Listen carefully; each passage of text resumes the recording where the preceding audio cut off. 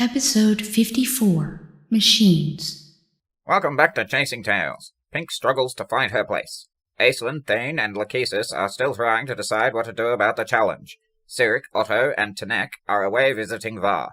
Jack is on the mend, and the refugees from Haven arrive today. Let's see who Ald has freed. Sirik and Otto stand with Terrence on the cobbled streets of the capital of Var, Tobash. Horses, carts, and people go about their business. A group of young women curtsy to the ambassador and giggle away to some other business. His guard doesn't even flinch. Come, let me show you. We aren't as advanced as you are technologically, but we do rely on the magical field generator. With it knocked out, our work has become much harder than we're accustomed to. It's affecting the war effort. It takes longer to make and move gear and personnel without the magic. Sirik nods, his hands folded behind his back. Otto is too busy taking in the sights to really pay attention. The place is pungent and noisy. It reminds him of Rome at its height. He could smell the food stalls upwind of them. The tall concrete and wood buildings make long shadows across the street. They stop in front of a stately domed building made of marble. Terrence shows the guards his papers and they're admitted into the cool building. They walk on the marble floors up a flight of stairs to an office facing the mezzanine. The dome above is visible from everywhere in the building. Its epic work depicts scenes of war and peace.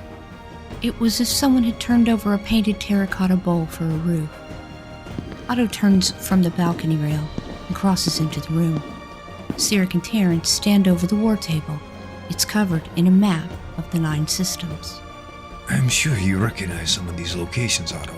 Starlight, Haven, Nuthovia. Nuthovia, that's the Berg's place, right? Is this white territory we're in now? Otto indicates the map.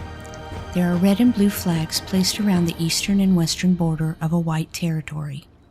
No, this territory is Terra. We are here on the west in Va.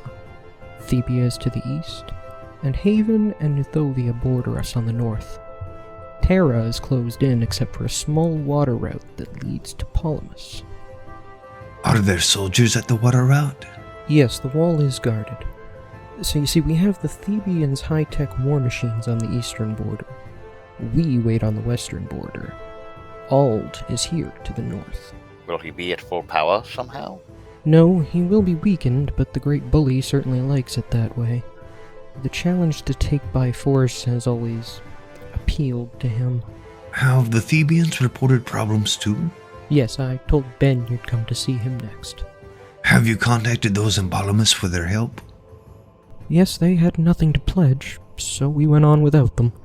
We cannot cross over into Terra, and our tech weapons aren't working until the field generator is back up. I don't know how Ald's armies are managing. He has made some adjustments on his armor, I suspect. Otto, as a Havenite, you must have more ideas that will help advance our magical progress. Sirik, is it okay if I borrow him for a moment? I have a clockworks I'd like to show him. Once they're gone, Tanek rolls out a set of plans for Sirik to look at. You got them finished already? Otto answered a lot of my questions. He doesn't know you're working on this, does he? Oh, don't worry about him. Tanek leans over the plans, Sirik huddled close by. One thing's for sure, it's not subtle. But we will only need one. True. Otto coughs as he enters. Tanek rolls the plans and stuffs them into a leather tube. You ready to get to work, Otto? Sure. Where are we going and what's to build? You got any experience with field generators? Sure. Then this should be a piece of cake. Terrence guides Sirik away for drinks and lunch. Tanek and Otto disappear to work. Lachesis and Thane sit at a table waiting for the portal from Haven to open. On the table sits a notebook, a pencil, and a small threads table. The portal opens and refugees begin to come out. Pink and Bayard stand off among the trees watching them. A tall, white-skinned lizard man steps out and leans against the table familiarly. Max shakes his tail scales in welcome. Pyrrhus responds in kind. Pyrrhus, I'm glad they got you out. Are you staying or going back to Polymus? I hear they are in a civil war. They could use your help. Iris blinks large black eyes at her. Do I have to decide now? Of course not. Your accommodations are nearby. We'll have a tour once everyone is in. Max, so glad to have you out of Old's grasp. Are you coming back with me? Of course, I would be very glad to be home. Perhaps what we have learned can help. Pink watches a female mer with dark blue skin slide from the portal inside a bubble.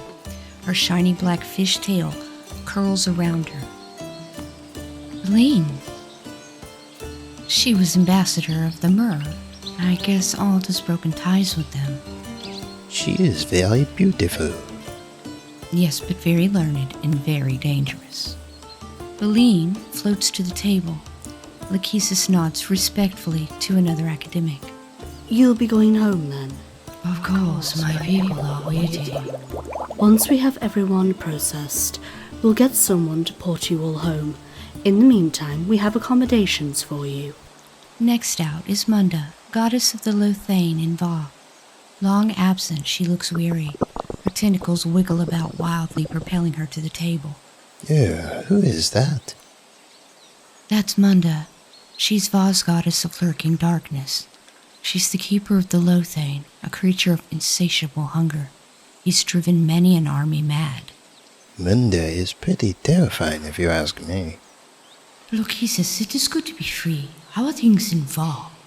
I believe they are planning to go to war with the Terrans. Well, I can hardly miss that now, can I? It's been a while since the Lothane has fed.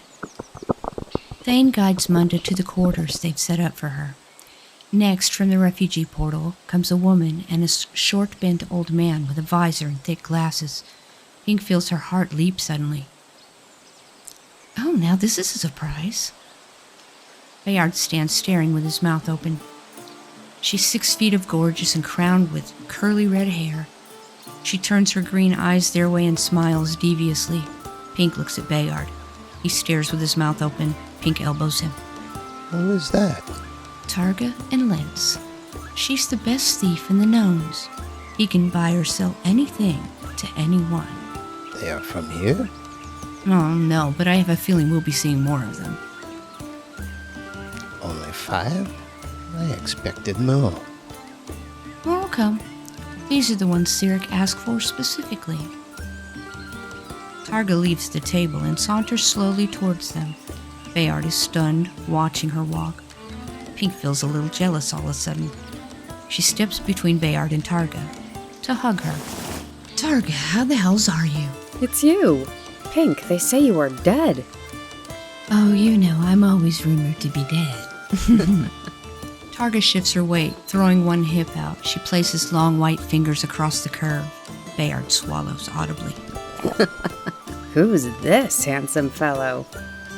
This is Bayard. Best shot in the Hunters of Starlight. How adorable. You do find the most rugged men to play with. Targa, really? I've only ever had one man.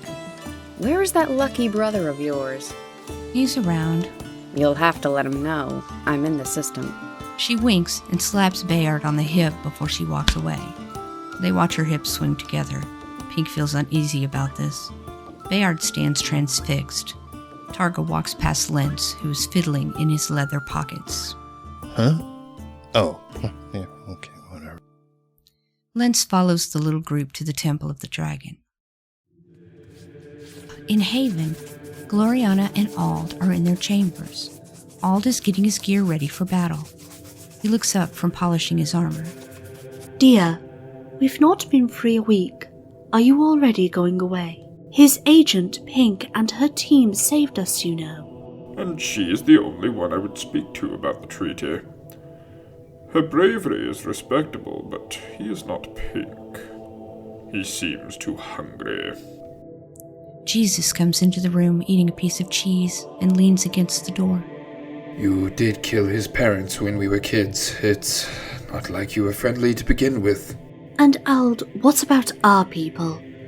Things have been happening to the system that affects them.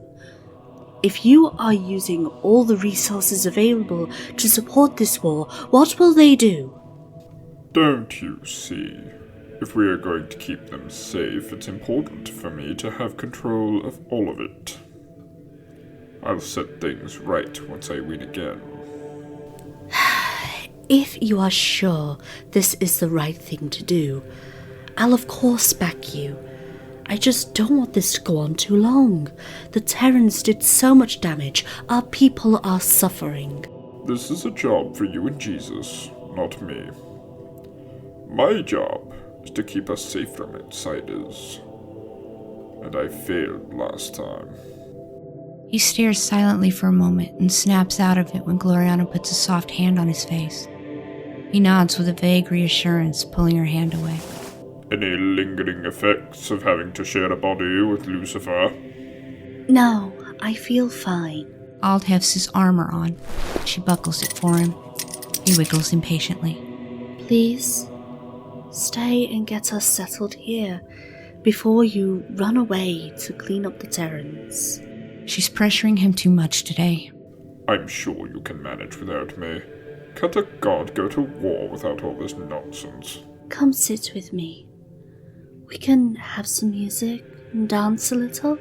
Music begins to pour from her body and she reaches out for him. He pulls away. I'm not in the mood for this. Handle things. He picks up his sword, swings it around, and sheaths it and vanishes. The great horn sounds in the courtyard before the throne room. In starlight, Aislinn and Pink sit next to Jack. He's sitting up in bed, eating the lunch that Perry brought. Any progress on the problem, Pink? No, not really. Aislinn and I were talking about it. I think since I still have coin from the sisters and a favor from Lucy, maybe they can help us. Rajka is a specialist in curses. Or maybe we could visit Fa. Their people are highly magical. Well, how are you gonna get there? You know Aislinn can't port back through. Pink gives Jack a look as though he's missing the obvious. Pink, you know I'd love to help, but... He raises his shirt to show her his bandage. We've been here twice to heal you ourselves. Talon has checked on you more than that. I think you can go on a little trip. Look, Pink, this was pretty traumatic. Pink holds out her hand. Aislinn places scissors there. She gently cuts the bandage away. The wound is completely healed. There are only 3 coin-sized scars. Jack, you're being a baby. But Perry's bringing dinner, and Bruce has been such a fine host. That's exactly why you're ready to go. Perry will see you in the dining hall after we get back. Jack gets up and feels a little put upon, but he does feel better. Bruce pats him on the back. Glad to see you up and around. Aislinn and Jack walk on ahead of Pink. Bruce grabs her sleeve. Jilly girl, you gotta get that curse solved. I know he can't help it, but I've had the worst luck with him here. First the loft, a couple of hands came down with something, and I've got a dead calf. Please get him sorted. Oh dear, I'm sorry. I'll do my best. Thanks, Bruce. Pink runs to catch up. They're halfway to her house when she reaches them. So, what's the plan? I'm up. Could you board us to the club? Jack shakes the heavy keyring at his hip. Sirik is working to repair the damage and making alliances. Ald is ready for battle, but at what cost back home? Pink, Jack, and Aislinn are headed to Haven. Will they be able to break the curse? Stay tuned for the next episode of Chasing Tales, episode 55, Jack's Little Problem. Hey everyone, Pink Salmon here. Welcome back. And thanks for listening. Please like, share, and subscribe. Touch base with us and leave a comment. Now it's time to thank the amazing Buttermakers. I narrate and play myself, Beline, and Munda. Mr. Blue Skies voices Bruce, Tannic, Pyrrhus, and Terrence. Vipersword plays Lachesis and Gloriana. Steve Day voices Ald, Max, and Jesus. Gingy plays Sirik. Alamo voices Noid and Bayard. Christine plays Targa. Prony Maloney announces. Guide plays Jack, and Creeper voices Otto. All music and sound effects are sourced from YouTube, except guns. Those come from Creeper. This is an original production written and produced by me. The Gingerbread Man is story advisor. We hope you've enjoyed the story so far. If you would like to support the project, you may donate to the link in the description. Thanks, and come back for the next episode of Chasing Tales. This is Pink signing off.